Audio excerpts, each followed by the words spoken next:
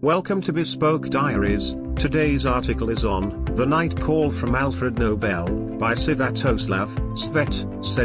founder, Svet Rating, and author of Evernomics, United States of America. The professor of economics hears someone knocking on his front door in the midst of the night, and rushes to open it with his wife in close pursuit, thinking that Stanford students, confined for months to their tiny campus rooms, are rioting and he will be evacuated by the National Guard. Instead, what our professor gets from whoever interrupted his sleep is the news that he's received the Nobel Prize. Now, can't you see the irony? If you can, you probably had taken investing 101 in your university. Indeed, the efficient market hypothesis, EMH, according to which any piece of information is widely available to all investors, and immediately affects stock prices, is the rock bottom of all mainstream academic researches since at least 1960. Moreover, Professor Milgram's own staple no-trade theorem's first assumption is that markets are in a state of efficient equilibrium, which, of course, can't happen without EMH main stipulation being correct. However, if, in reality, all public information is widely available, and markets are efficient, how comes that in 21st century, the Nobel Committee couldn't immediately reach such a prominent person? Naturally, Milgram was prominent long before him winning the Sveriges Riksbank Prize in Economic Sciences. To share such an important piece of data and had to send someone right into the center of the Silicon Valley to knock to his house door, instead? Svet is sure our professor has yet another theory to cover that up, of course. Naturally, thanks to its absurdity, EMH had been confronted by countless researchers and market practitioners long before Milgram's anecdote, but, miraculously, it survives and thrives to our days. The question is why?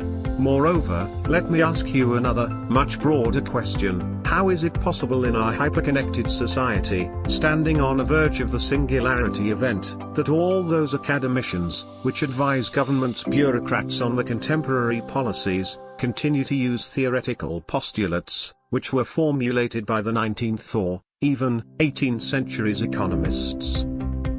Is that because the scientific elite is too old and too well shielded from real life by numerous protective layers of outdated social institutions?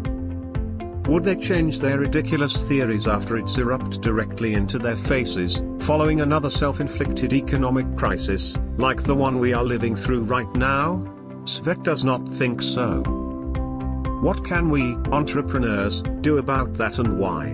The why part is pretty simple. It's because politicians all over the world continue to use those anachronistic theories to set their ruinous policies, to run our businesses into the ground. We need an antidote, and we need it now. Obviously, we do not have leisure time and spare money to set a research institution, which will quickly become another administrative dinosaur.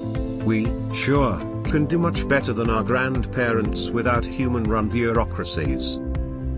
All we need is to have the fourth-layer Global Macroeconomic Protocol, GMP, which fetch data from multitude of networks, spread across all continents, effectively connecting our local, independent microeconomies into the Earth Decentralized Ledger, EDL.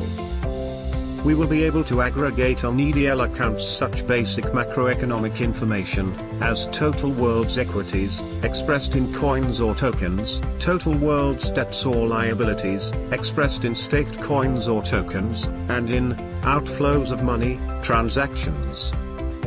From that, several key global and regional indicators can be derived, such as debts, inflation, balance of trade, etc. Granted, at this early stage we won't be able to coordinate our multiple economic entities spread across the globe.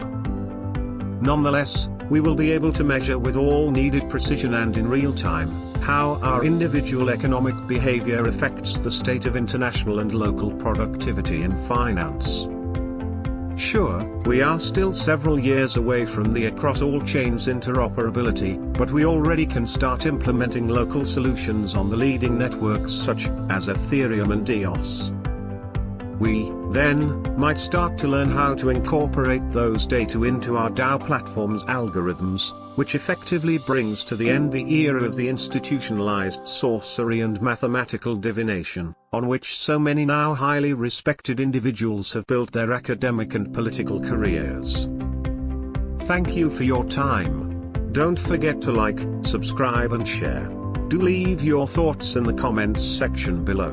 For similar type of article, please reach us at contact@thebespokediaries.com, or you can visit our website www.thebespokediaries.com.